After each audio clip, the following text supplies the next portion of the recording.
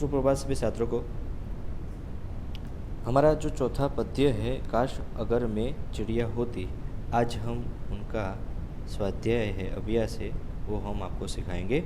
तो सबसे पहले मौखिक प्रश्न, पहले जो सूत्र लेखन है वो आपको पढ़ना ही है।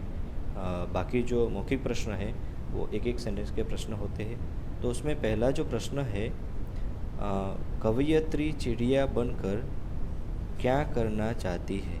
कवयित्री चिड़िया बनकर क्या करना चाहती है, तो उसका उत्तर है कवयित्री चिड़िया बनकर डाल डाल पर उड़ना चाहती है। दूसरा प्रश्न, प्रश्न पूछने चिड़िया किस किस के पास जाएगी। तो प्रश्न पूछने के लिए चिड़िया चांद, सूरज और नदी के पास जाएगी।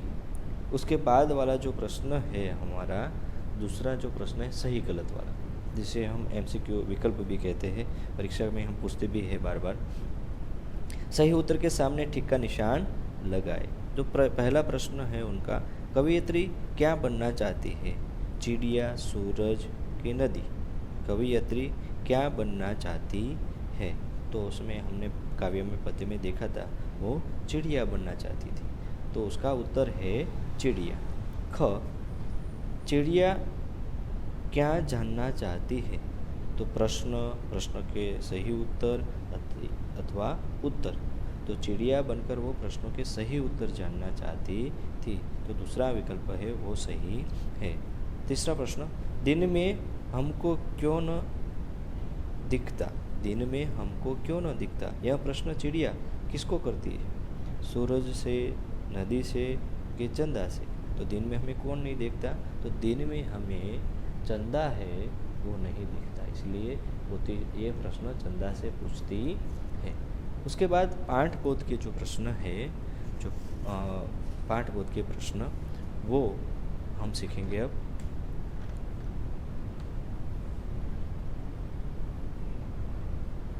उसमें पहला जो प्रश्न है,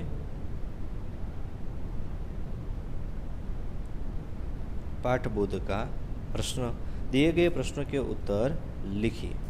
पहला प्रश्न, चिड़िया बनकर कवयित्री सूरज से क्या प्रश्न पूछती है। उसका उत्तर है चिड़िया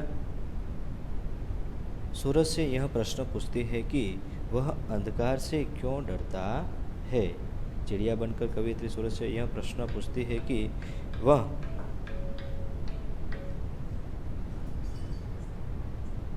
अंधकार से क्यों डरता है। दूसरा प्रश्न, चिड़िया चंदा से क्या प्रश्न पूछती है।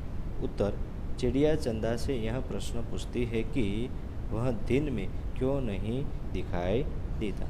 तीसरा प्रश्न, चिड़िया नदी से क्या प्रश्न पूछती है। चिड़िया नदी से यह प्रश्न पूछती है कि वह निर्मल जल कहाँ से, वह निर्मल जल कहाँ से भरकर लाती है। यहाँ हमारा जो तीसरा प्रश्न है वो भी पूर्ण होता है। अब उनका जो प्रश्न, जो स्वाध्याय का चौथा प्रश्न है, वो कविता की किन पंक्तियों में कहा गया है कि कवयित्री चिड़िया बनना चाहती है। कविता की पंक्तियों लिखिए। कविता की जो पंक्ति है वो हमें लिखनी है। तो पहली ये पंक्ति है कविता की शुरू की जो पंक्तियाँ है, शुरू में दी गई है। काश अगर मैं चिड़िया होती, डाली डाली उड़ती फिरती, मन में उमड़े रहे प्रश्नों के सच्चे उत्तर सबसे सुनती। ये प्रश्न का जो चौथा प्रश्न है उनका उत्तर यहाँ पर दिया गया है। अब आगे का प्रश्न, आइए विचार करें। यदि कोई छोटा बच्चा आपसे बार बार प्रश्न करे तो आप क्या करेंगे। सही कथन के सामने सही का निशान लगाए। चुप रहूँगा या रहूँगी, उससे डांट कर भगा दूंगी या दूंगा, शांत रहकर उसके सभी प्रश्नों के उत्तर दूंगा या दूंगी, उससे कहूँगा या कहूँगी कि यह अपनी अध्यापिका के प्रश्न के उत्तर। कोई हमें प्रश्न पूछता है, हमें क्या करना चाहिए, तो हमें उसका क्या सही जवाब देना चाहिए। शांत रहकर उसके सभी प्रश्नों का उत्तर देना चाहिए, वो सही है, बाकी सब गलत वाक्य है। बाकी भाषा से दिए गए उदाहरण पढ़िए। जो हमें उदाहरण दिया गया है, मैं बाजार जा रहा हूँ। तो प्रश्न कथन है पहला। दूसरा जो प्रश्न वाक्य हमें बनाना है उसका, तुम कहाँ जा रहे हो, जो दिया गया सेंटेंस है उसके हमें प्रश्नार्थ वाक्य बनाने हैं। अदिति जनकपुरी में रहती है, तो उसका प्रश्नार्थ वाक्य अदिति कहाँ रहती है। मेरे हाथ में एक नई किताब है, तो उसका प्रश्नार्थ वाक्य तुम्हारे हाथ में क्या है। वरुण सुबह 6 बजे उठता है। वरुण सुबह कितने बजे उठता है। लास्ट घ मैं बस से स्कूल जाता हूँ, तो उसका प्रश्नार्थ वाक्य है तुम स्कूल कैसे जाते हो। तो यहाँ पर जो दिए गए प्रश्न सेंटेंस है उसके हमें प्रश्नार्थ वाक्य बनाने थे। उसके बाद वाला जो प्रश्न है, नीचे दिए गए शब्दों की वर्तनी सही करके शुद्ध शब्द दोबारा लिखिए। जो गलत शब्द दिया गया उसका हमें सही शब्द लिखना है। चिड़िया यहाँ पर गलत, तो सही उसका चिड़िया। निर्मल, तो निर्मल ल के ऊपर जो रेप लगा हुआ है वो म के ऊपर आता है, इसलिए सही है निर्मल। प्रश्न तो गलत है, उसका सही है प्रश्न। हंसती, चंद्ररेप हंसती आता है। उसके बाद नीचे दिए गए प्रत्येक शब्द के दो अर्थ है, उन्हें समश्रुति भिन्नार्थक शब्द कहते हैं। इसके अर्थ लिखिए। हमें यहाँ पर दो शब्द है, एक ही जैसे कॉपी टू कॉपी शब्द है। हार, दोनों शब्द के अर्थ है वो भिन्न है, हमें वो समझना है।